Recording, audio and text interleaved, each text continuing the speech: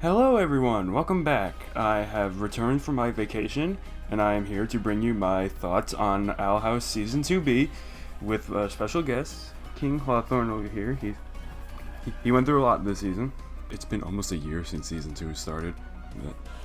That hurts to think about.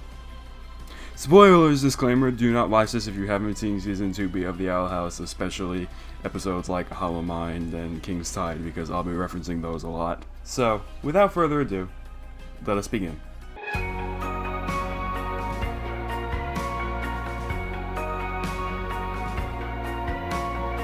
Alright, the episodes. They were all good, no surprise there. It was maybe a little rushed, but that's Disney's fault for cutting the series short. Dana and the crew really got screwed over, but they made the most of what they had. The final acronym for the season was Seek the Key, Fear the Lock, which the lock I'm assuming is referring to like the collector being trapped, who was kind of locked away, and something to fear. The new end card illustrations were good, that was a nice touch. I'm glad that Luz told everyone about what happened in yesterday's lie early on. It was sad to see how upset she was in Follies at the Coven Day Parade, but I'm glad she didn't bottle that up for the entire rest of the season. We were kind of having a Steven Universe everything's fine situation for a moment there, but it didn't last as long. Also, Luz leaving her phone behind was a good choice.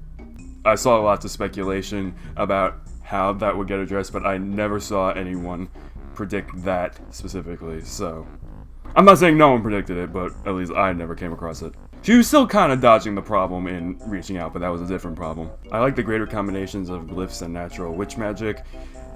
It was interesting how they did it where like Luz would remember moments from previous episodes, but the lines would be different because it's like, oh, no one's memory is perfect. You remember the events, but maybe not the exact words. Luz and Amity dressed up and traveled together. Disney for cutting the series short, but at least we got some kisses. Luz returned the cheek kiss in Follies of the Coven Day Parade, and then in Clouds on the Horizon we got the full lips kiss with beautiful fluid animation. So great. The two of them coming up with Azura theories together reminded me of me in my first Owl House video, which Dana was poking fun at us, but I'm okay with that. I thought they'd go through a rough patch in reaching out, but they didn't. I mean, I guess they did a little bit, but it didn't last long. They sat by the Grom tree and worked things out. Favorite episode of the season gotta be Hollow Mind. Got Hunter and Luz getting stuck in Bellis' mind and seeing lots of messed up stuff. He saved Wild Witch attack with previous Golden Guards. Previous Golden Guards who were clones of his brother that he killed in the past, and Hunter is one of them. He plans to use the Collector to destroy all life in the Demon Realm with those Coven sigils. And then he reveals he's a witch hunter, and thanks Luz for helping him all those years ago, and she has a breakdown, then she and Hunter get out, and he has a breakdown. So sad. I don't think I can choose the least favorite episode of the season. I mean, there are not really any episodes I disliked. I like some more than others, but I didn't really dislike any. Less filler does that for you. I had a little amphibia reference at the end of the season, which, if you give a frog a cookie, already heavily implied that they take place in the same universe, but this outright confirms it. King's Tide wasn't my favorite episode of the season, but I've got to talk about it because there's a lot of stuff to talk about. Going into the episode, I was all, I don't feel safe because of all the promo art. We didn't find out who the mole was, but it might have been Steve who was replaced. He was suspiciously absent from King's Tide, and some people have pointed out that his actual mole was in the wrong place. I don't know.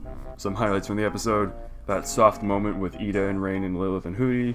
Bellis goes back to his old outfit and betrays the Collector to the surprise of absolutely no one. We got the Hexside crew and Alador fighting the other ships. Then the Coven heads fight each other. Luz points out how much humans have changed, and he's like, oh, you're living in some fantasy from like hundreds of years ago. No one's gonna take you seriously. She sticks Bellis with a Coven sigil. They get activated and the magic starts being drained out of everyone. You see, I was smart. When I got mine, I got it in the wrong place, so it didn't actually activate. Ida is affected the worst by the Coven sigils because of her curse, but then Rain just rips her arm off. So, Ida's still alive. Luz and friends fight Monster Bellis. King agrees to free the Collector, whose true form is that orange and blue skin person, not possessed Luz. Bellis was stopped, but now the Collector has free reign of the Isles. Yay!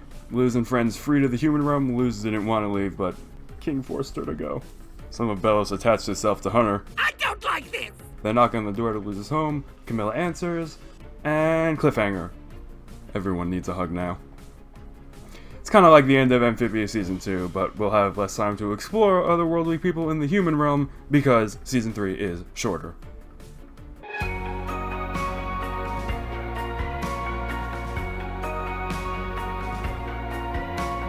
I'm so proud of how far Luz has come and how much she's grown. She's wearing Ida's old jacket, and she has a little ponytail by the end. She misses her dad. I wasn't expecting that. It was so sad. Someone give her eternal hugs. Same thing for after Hollowmind and Titan were out though, and like I said, by the end all the kids need hugs. Her talisman was not revealed. It's an egg. That was a tease. That was a real tease. Oh, we're finally gonna show Luz's talisman. No, it's an egg. We got kisses, as mentioned previously. She was not possessed, as most people, including myself, assumed would happen, but she was forced to leave the Boiling Isles. Ida, she reunited with her dad. She eventually reunited with Rain. The flashback episode was cute. It was really sad when she and Luz fought because she wanted to protect her, but Luz thought she didn't believe in her. She got branded, but was saved, as mentioned previously. Now she's missing an arm, but she's still alive, which is good. We didn't get much of King until Edge of the World. He thought he found his people, but no, they were actually the Titan trappers who worshipped the Collector, and he is a Titan. He was with his true family all along. He didn't want to be treated as a leader anymore once he found out he was a Titan, so that's some good character development. He ends up freeing the Collector in the Season 2 finale, which causes some problems, but there really weren't any other options. He calls Luz his big sister. Amity is so supportive of Luz, she starts learning some Spanish. She continues to do her own thing and not what her mom wants, but still tries to impress her dad. She stands up to her mom again and straight up disowns her by the end. And we still haven't gotten an abomination form of Amity, but here's hoping for Season 3. Will got a new hairstyle. She finally got an episode dedicated to her this season. I'm so proud of her as well. She's the superior plant witch. I like that she and Hunter bonded and had some ship teas. She and Amity also bonded. There were some hiccups, but they made it through.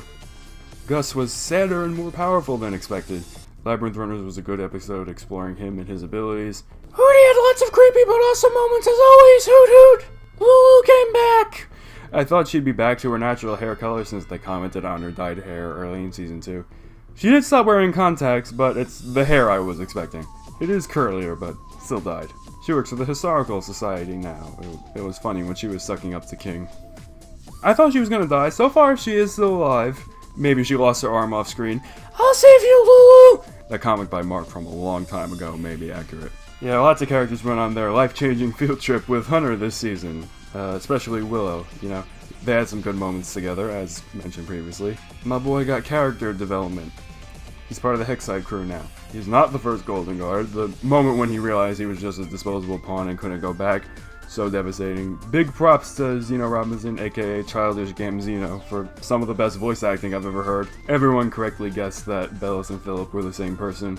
He's interested in Luz because he met her before. He ultimately serves as a dark foil to Luz. You know, Luz arrived on these isles and found a place of awe and wonder and friendship, and he arrived there, decided to is for me the whole place, and is gonna wipe it all out. Some evil people are so deluded they believe they're good.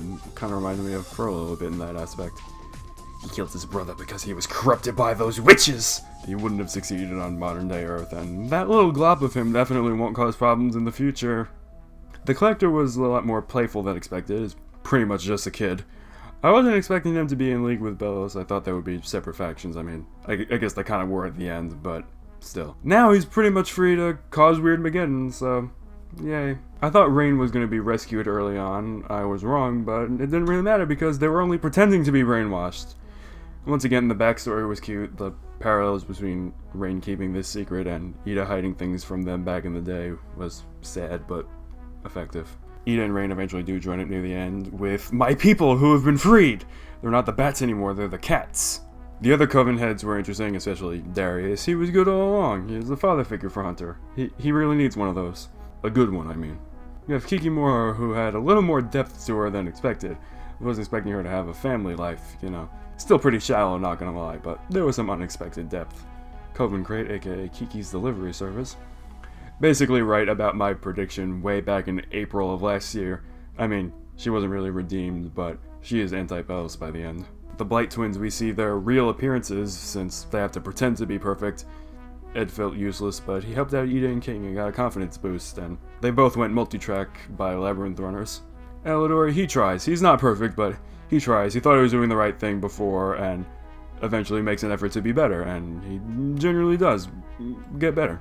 He stood up for himself and protected the kids. Adalia was absolutely f***ing awful, but is anyone really surprised? That moment when she admitted that she knew the truth about the Day of Unity and was willing to let everyone die just for personal power? Never have I wanted to snap a fictional character's neck more than in that moment.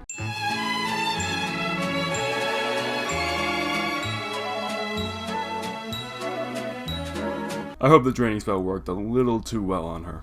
Camilla and V, you see them at the end of Reaching Out and again at the end of Kingstide. Now, how is Camilla gonna take care of 6 children? She can't afford that. Also, I was wrong to think that Luz's father was abusive. He was just a good dad who died a while ago. Okay, just a few other characters. Basha, she had a few moments. We see her moms in the past. Skaro, one of my underrated favorites. She got some depth, had off-screen character arc of breaking free from Basha, I suppose. You got Viney and Matt and the other Hexside students. They all came together in Labyrinth Runners. That was cool. You got Bump, who's a lot better than the old principal. And Steve the Coven Scout is back. He's got a motorcycle. He fully defected from the Coven and he revealed his face. He's Matt's older brother, half-brother. Maybe he was replaced at the end because there's still theories going on about that. Who knows? A lot of the one-shot characters were fun. You got Flora and Severin, and I like the Titan Trappers. They were interesting characters.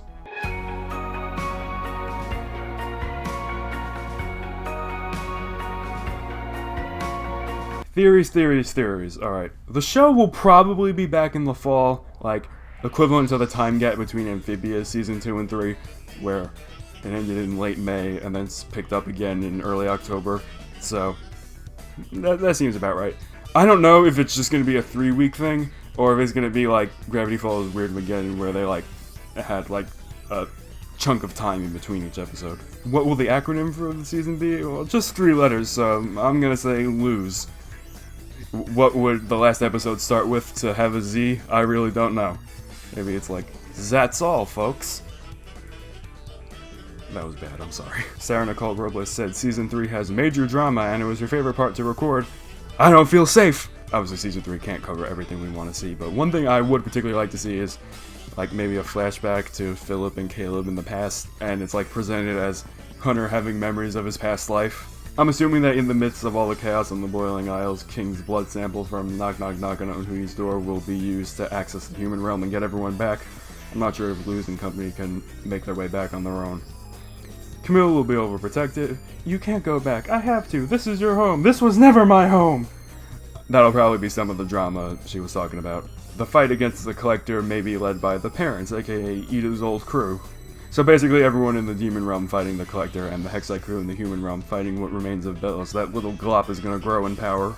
I hope we see more of V and her friends, especially that goth one that sounds like Azula. And maybe something with that cheerleader everyone calls Clara for some reason. I don't think any of the Amphibia characters will show up, but I guess it's not impossible.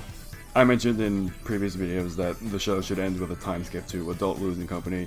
Amphibia did this very well. I'm not sure who will be in charge, because, I mean, I feel like some people would say King should be in charge, but he doesn't want to be a ruler. Maybe it'll be Hunter? This is my favorite show, and I'm sad that it will be ending soon. Dana managed to create a world so horrifying yet fascinating that it sucked me and millions of other fans in. I'm very excited to see what Season 3 has in store, and maybe if we can get some other content from the franchise. I mean, Amphibia's getting a little book later this year. Maybe Allies can get something. I hope you enjoyed this video. Like, subscribe, and until next time, thanks for watching.